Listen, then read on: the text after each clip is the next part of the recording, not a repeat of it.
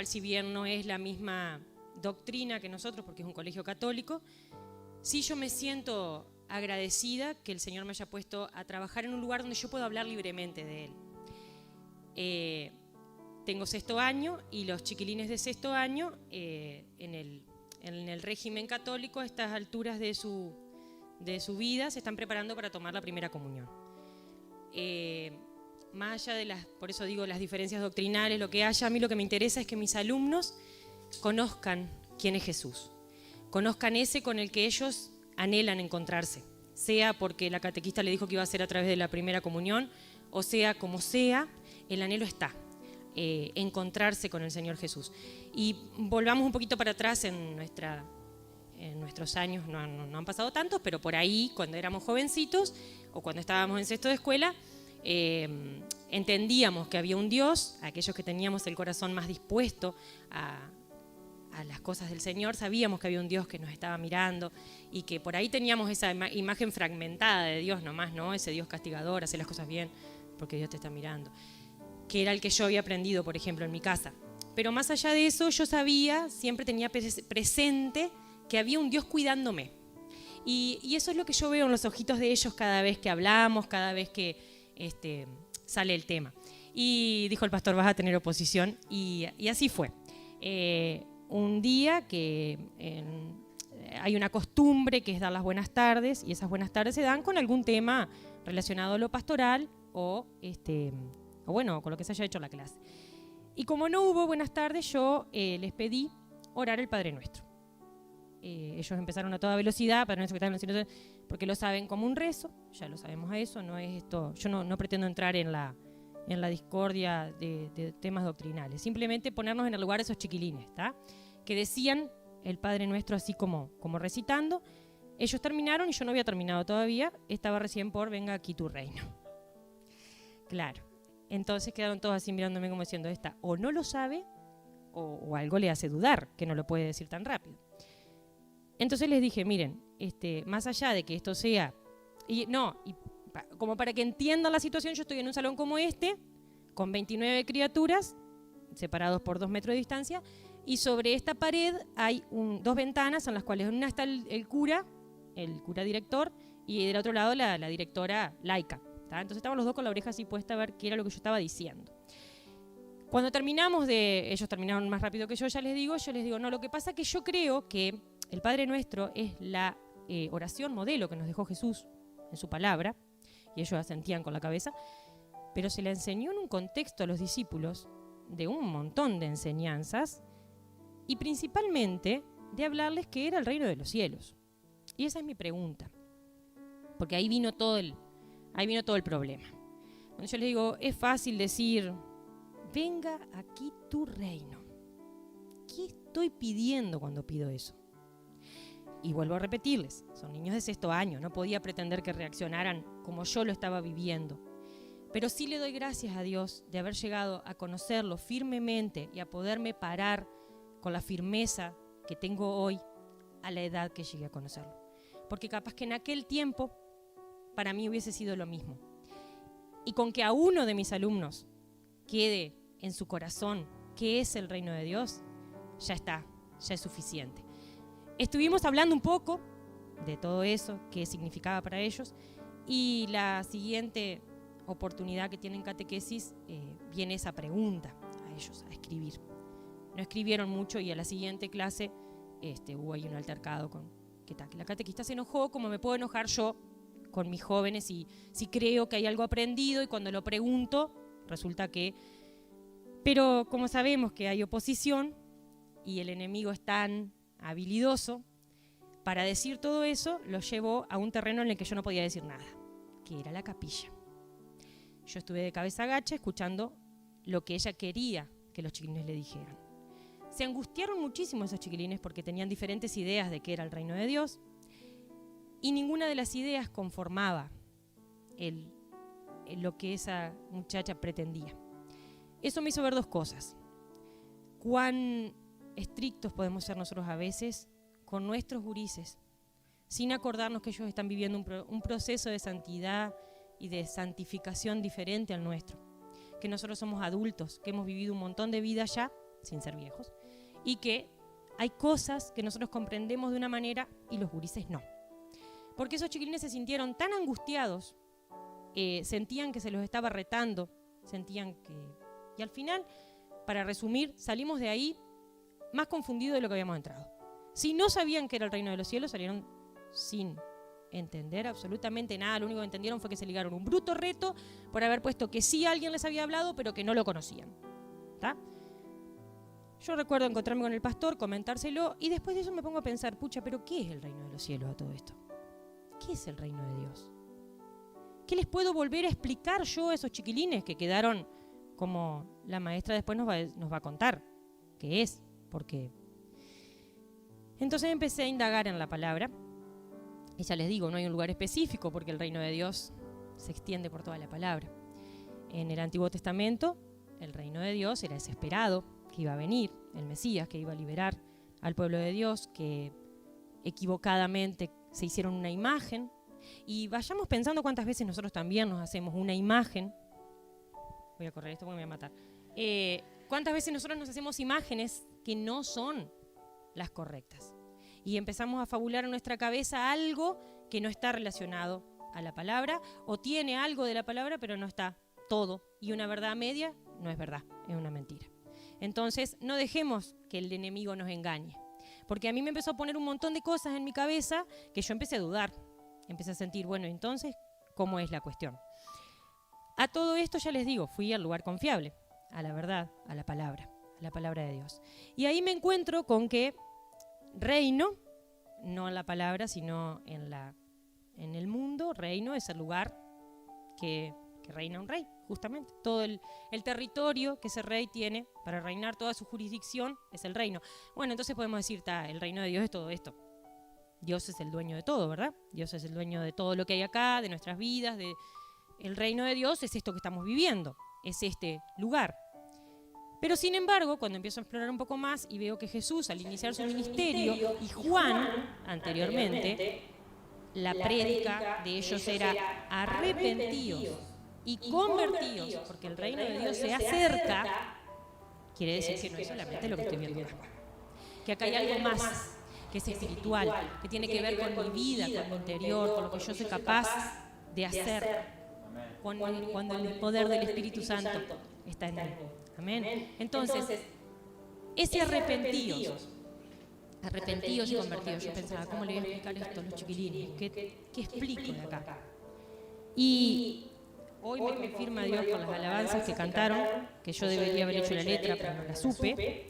Entonces, si bien Mariano tocaba, yo no sabía cuáles eran las canciones, y si se dan cuenta y conectan igual que yo, hablamos todo el tiempo del reino de Dios. Alabamos y cantamos al reino de Dios, a lo que Dios hace en nuestras vidas, a los que queremos como Saqueo llegar a ese lugar alto donde podamos verlo al Señor, donde podamos sentirlo en nuestros corazones y que ese reino se esparza.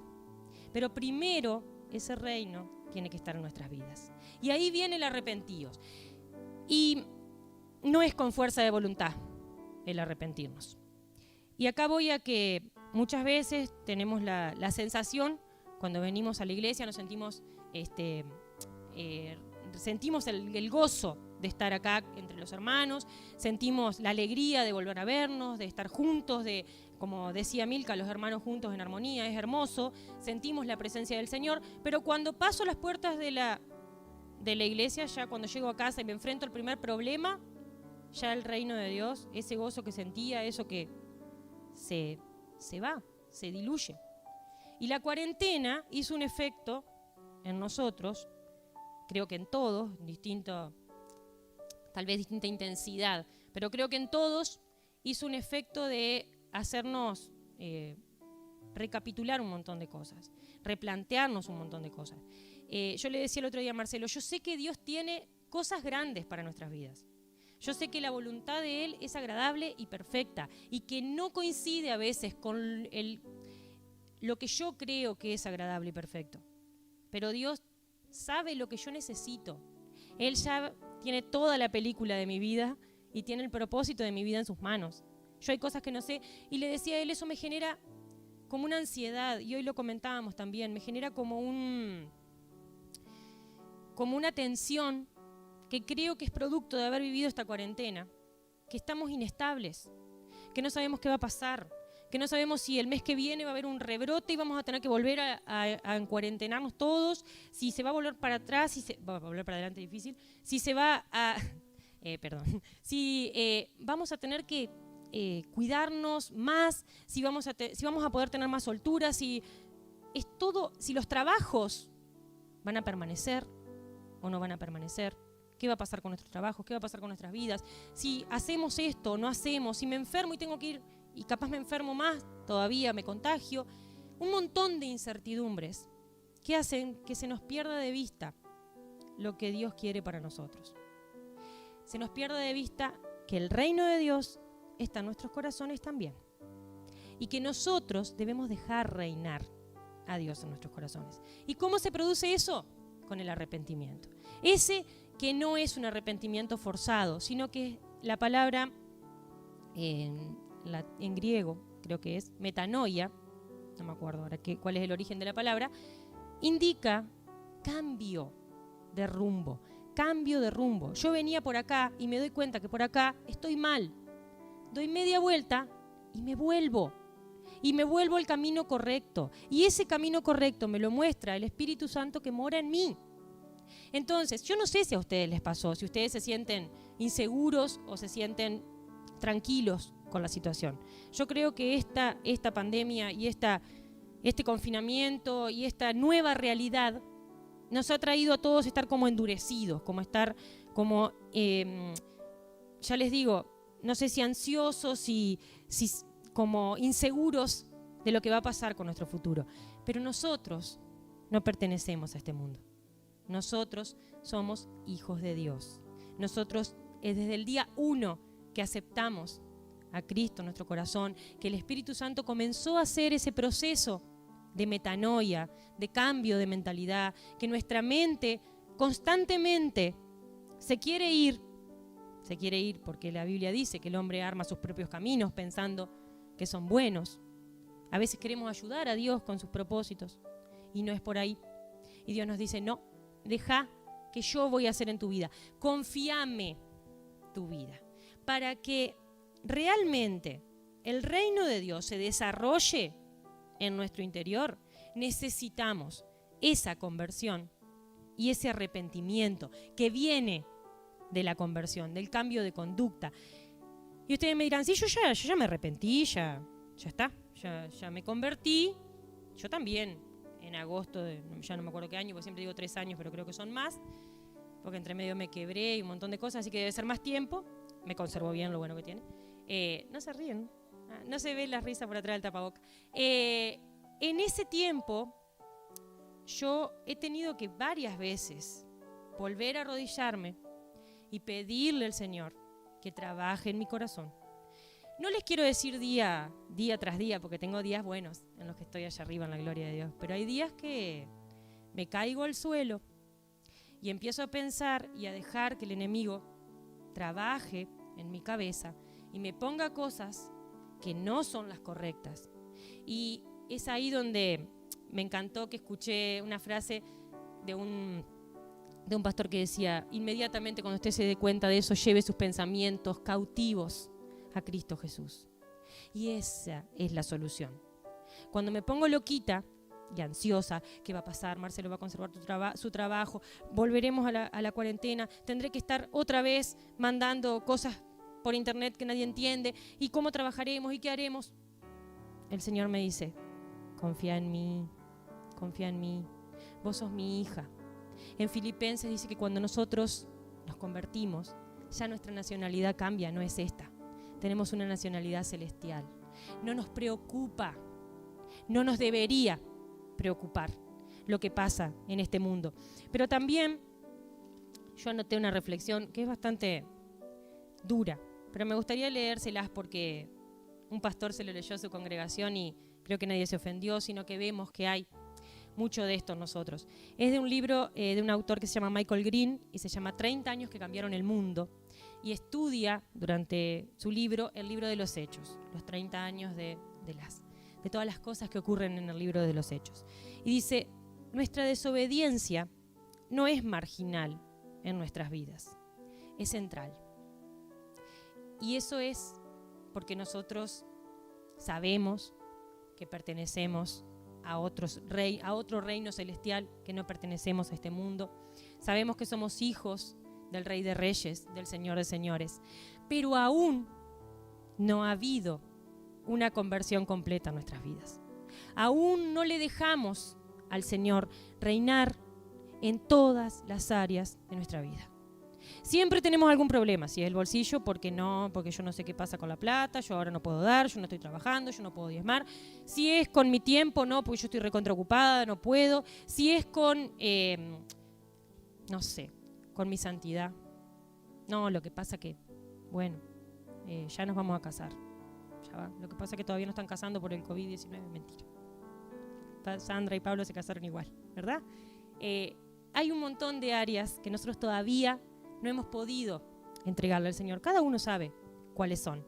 Y esas hacen que la desobediencia, y por culpa de que le hacemos caso muchas veces al enemigo, la tengamos como que es algo marginal, cuando en realidad es central en nuestras vidas. Cuando en realidad, para que el reino de Dios sea efectivo en nuestras vidas, nosotros debemos buscar ser santos, porque Él es santo. Amén.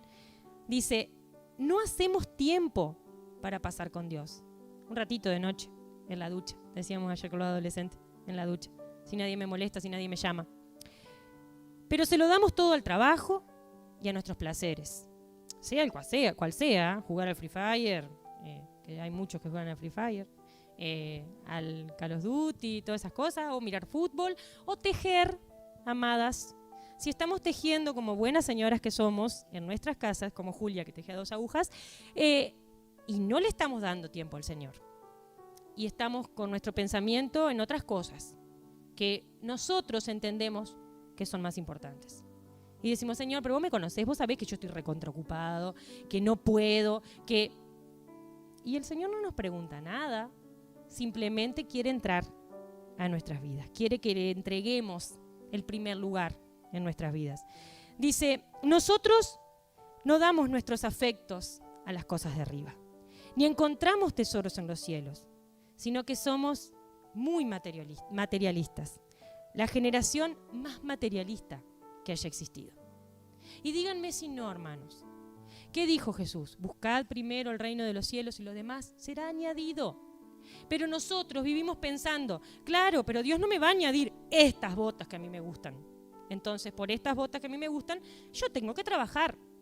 Y así vamos.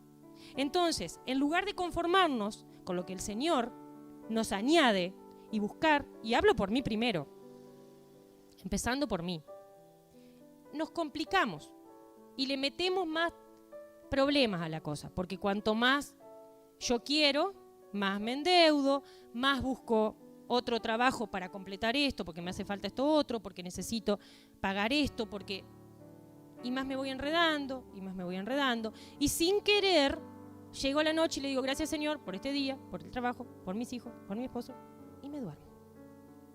Y ese es el poquito tiempo que tenemos con el Señor.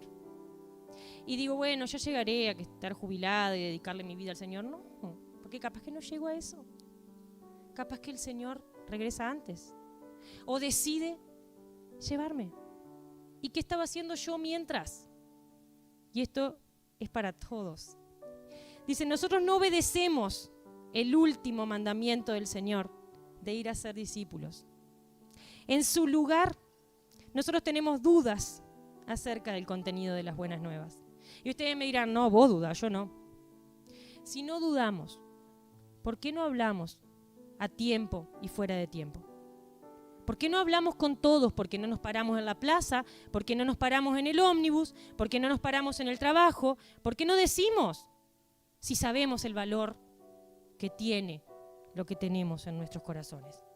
Si sabemos que el poder del Evangelio es para salvación, la locura de la predicación, poder de salvación, pero no lo hacemos. Entonces, yo me sentí agredida por esto de tener dudas, pero me pongo a pensar y digo, bueno, capaz que sí, Porque cuando yo sé que un producto, por ejemplo, ¿verdad, Fabi? Que a veces nos pasamos, esto es buenísimo, ¿no sabes? Te saca la mancha impresionante. Es caro, pero está. Y lo recomendamos porque lo sabemos, lo conocemos. Y nosotros conocemos al Señor. Sabemos lo que ha hecho en cada una de nuestras vidas. Sabemos que si estamos hoy acá es porque Él nos ha sostenido. Sabemos que si hoy podemos seguir adelante a pesar de todo lo que ha pasado, a pesar de las dudas que pueden haber en nuestros corazones, a pesar de todo lo mal, porque Jesús dijo: en este mundo tendréis aflicciones. No nos dijo: vas a tener un castillo. Gloria a Dios si lo tenés, y mejor. Pero sabé que no es para que vos disfrutes de ese castillo. Si el Señor te da más, es para que vos seas más generoso. Es para que vos puedas compartir con otros eso que el Señor te da. Con otros que, siendo aún hijos de Dios, están más necesitados. Y vaya a saber por qué Dios hace las cosas así. No me dio a mí el poder de conocerlo. Me dijo: lo que te doy, compartilo. Y como hicieron en el templo de la Hermosa, en la puerta del templo, lo que tengo te doy. ¿Y qué tenemos? El reino de Dios. Tenemos la semilla de mostaza. Jesús les explicó a sus discípulos por medio de parábolas qué era el reino de los cielos, qué era el reino de Dios. Y esas parábolas son historias de la vida que pretenden iluminar o explicar cosas que son espirituales. El reino de Dios nació en un pesebre, pequeñito, insignificante, y se ha esparcido hasta los confines de la tierra. Porque hubo quien diera su vida al Señor. Nosotros hoy podemos estar acá, escuchando esta palabra, sabiendo, reconociéndonos hijos de Dios. Por eso tuvimos esa buena nueva que recibimos. ¿Cómo no la vamos a entregar a los demás con total seguridad? Y ahí viene la otra parte, y ya con esto voy terminando. Me dicen: sí, pero ¿sabes lo que pasa? Que no nos escuchan. Cuando queremos hablar, y lo digo con propiedad, mucho tiempo en mi casa no me escucharon. Y dirían: ahí viene la loca otra vez a hablarnos de Dios. Ay, agárrate. Lo he visto en mi familia por parte de mi esposo, cuando vamos a hablar algo y se tapan así como diciendo: bueno, ya viene el sermón. ¿Está? No importa, señores. Porque saben, con esta parábola casi cierro. Está en Marcos solamente esta parábola. Y decía además: así es el reino de Dios, como cuando un hombre echa semilla en tierra, y duerme y se levanta, de noche y de día, y la semilla brota y crece sin que él sepa cómo. Porque de suyo lleva fruto la tierra, primero hierba, luego espiga, después grano lleno en la espiga. Y cuando el fruto está maduro, enseguida se mete la hoz, porque la siega ha llegado. Ese es el plan de Dios para nuestras vidas. Eso es lo que a nosotros nos compete hacer. Salir a sembrar esa semilla. Esta parábola no es como la otra del sembrador, donde el sembrador es el Señor. Y la semilla que cae es su palabra. Y la tierra somos nosotros. Esta no. En esta dice un hombre. O sea, nosotros. Un hombre salió a poner esa semilla. Un hombre que ni siquiera dice quién era o qué características tenía. Un hombre genérico. Un hombre salió a sembrar. Y él no entiende cómo crece esa semilla. Ni siquiera la ve crecer. Él solamente la plantó. Esa es la tarea que nosotros tenemos para hacer. Porque, ¿saben? La segunda venida del Señor, de eso que te gusta hablar a vos, Pablo, que a mí me encanta también, que cada vez que escucho un ruido fuerte digo: uy, las trompetas. Vamos, arriba viene el Señor. Eso que nos ha ayudado tantas veces a predicar y a decir: mirá que si no te convertís, viene el Señor y chau, lo cual es cierto. ¿Tá? O si te morís antes y no te convertiste, para abajo.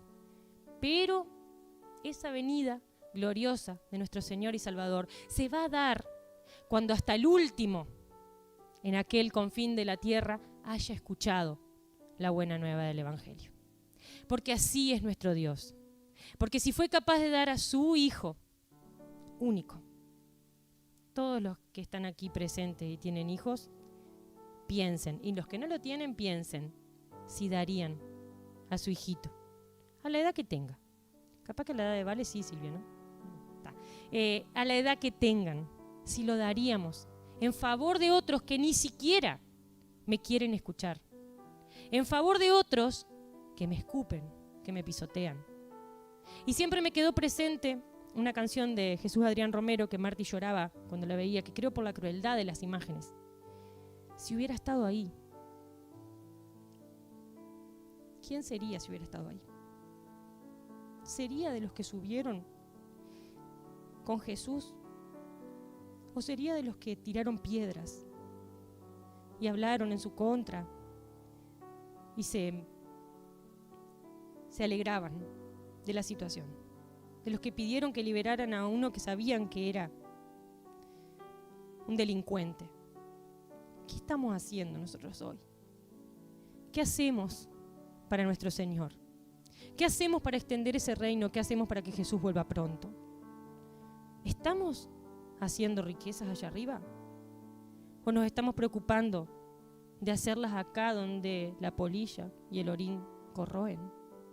Donde cuando nos vayamos no va a quedar nada. No nos vamos a poder llevar nada. El otro día hablábamos con Marce. ¿Cómo será ese momento? ¿Cómo será ese siglo de Jesús, ese milenio, perdón, de Jesús reinando? ¿Cómo será? ¿Cómo será estar al lado de nuestro Señor y Salvador? No sé, no lo puedo imaginar de tan grande que es. Pero acá, ahora, hoy, quiero empezar a vivirlo. Quiero despojarme de los pesos, de la incertidumbre. De esa incertidumbre que tiene que ver con cosas materiales. Despojarme. Sí, es cierto, hasta que venga el Señor hay que estudiar, hay que trabajar, pero también hay que repartir el Evangelio. También hay que hacer llegar hasta los confines de la tierra la buena noticia. ¿Y sabes qué? ¿No te quieren escuchar? Es cierto. ¿Quién va a querer escuchar una noticia que ofende muchas veces? Es una buena noticia, es la mejor noticia. Pero también te dice arrepentite y convertite, porque vas mal. Como vas en camino de perdición. Y vos decís, ¿cómo le explico si me dice que es buena persona? Y si es cierto, si para mejor lo conozco y lo único que le falta es convertirse a Cristo, ¿o no decimos eso? Y lo único que le falta, todo le falta. Si no se convierte al Señor, puede ser la mejor persona del mundo. Convertite, abrile tu corazón. Deja que el Señor reine en él. Te va a organizar, te va a ayudar con la metanoia. Te va a ayudar a que vos puedas tus caminos cerrados, torcerlos y acomodarlos de acuerdo al Señor. Eso va a suceder porque eso está prometido en su palabra. Porque ya no pertenecemos a este mundo. Y salgamos a predicar. No nos van a escuchar, es cierto. A Jeremías nadie se le convirtió. En el arca no se subió nadie más que la familia de Noé. Ni siquiera Jesús. Se convirtieron sus hermanos de sangre con su propia prédica. Y pretendemos nosotros. Es cierto, pero que no nos desanime. La semilla se planta igual. El granjero no sabe cómo crece esa semilla. Y ojito, y se los dice la primera en juzgar. Ojito, cuando sabemos que plantamos la semilla y andamos juzgando, acá no hizo nada el Señor, porque su palabra nunca vuelve vacía. Su palabra se siembra en los corazones y Él sabrá cómo la va a hacer germinar. Nosotros no tenemos que hacer ese trabajo. Nosotros tenemos que tener valentía suficiente para poder entregarles a las personas lo que sabemos que es el reino de Dios. Si es con nuestro testimonio, mejor, porque nos va a ser más fácil. Si no es a través de nuestro testimonio, porque no la conocemos a la persona, no importa. Prediquemos a tiempo y fuera de tiempo, porque el reino se acerca. Porque la venida de nuestro Señor y Salvador está cerca. Y si yo cuando oro y le digo esa frase, venga aquí tu reino. Lo estoy llamando acá y acá. Si yo no estoy dispuesto a darle todo acá, más vale que no lo diga. Más vale que no lo diga. Y ore por metanoia, y ore por arrepentimiento real en nuestras vidas. Para que realmente cuando digo, venga aquí tu reino, sea que estoy esperando que Jesús regrese. Porque muchas veces decimos, ay no, para. Yo todavía no me he casado, yo todavía no tengo mi primer millón. ¿Para qué no me he comprado el auto? ¿Para qué? No, que Jesús no vuelva todavía. ¿Deseo o no deseo que el Señor regrese a mi vida?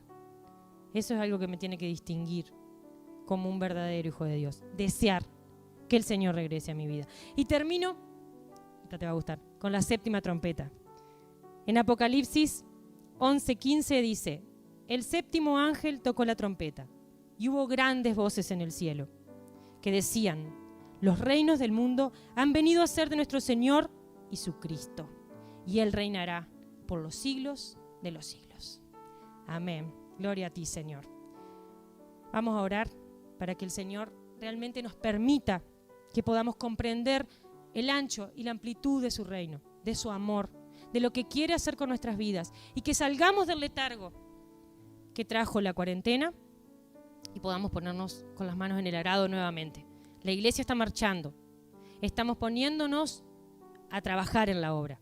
Vamos arriba, que la obra es del Señor y que necesitamos ser esos soldados que el Señor necesita acá, en esta parte de su reino. Amén.